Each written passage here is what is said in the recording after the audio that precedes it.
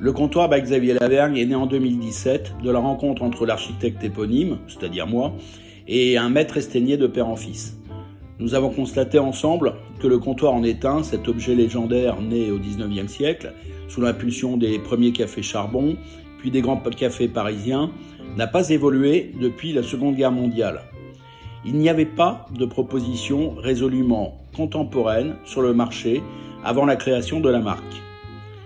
L'idée, c'est de faire entrer cet objet patrimonial dans le XXIe siècle, faire force de proposition pour les architectes et décorateurs afin de donner de l'appétit à ceux qui veulent s'amuser avec nous.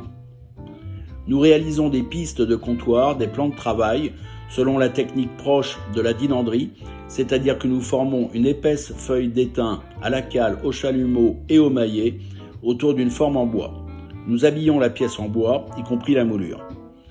Nous habillons, c'est le mot à retenir, comme un couturier habille une femme. Donc, on est dans l'univers de la mode.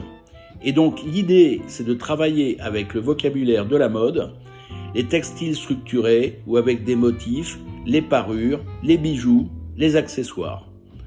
Donc, travailler sur des motifs, nous pouvons peindre partiellement et graver l'étain, faire des tatouages, mettre de la résine dans un décaissé comme une boucle de ceinture Hermès.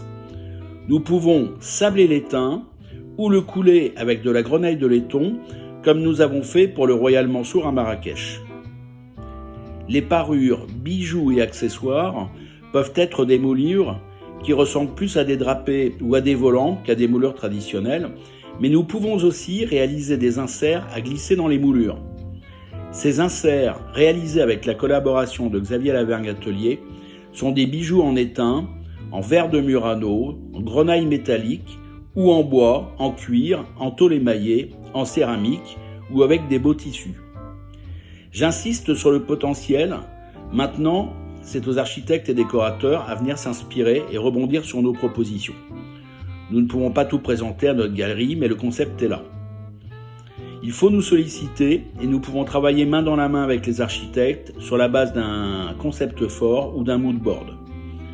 Bien sûr, nous réalisons aussi des comptoirs traditionnels avec une surface légèrement granitée comme les vieux zingues de bar, sur lesquels les chocs de pièces de monnaie pour appeler le garçon, les œufs durs cassés par milliers sur la piste, les chopes de bière laissent des traces merveilleuses comme une piste aux étoiles.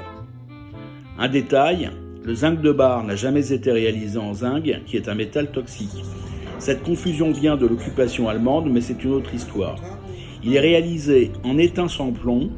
L'étain est un des rares métaux culinaires, puisqu'on l'utilise pour étamer les casseroles en cuivre.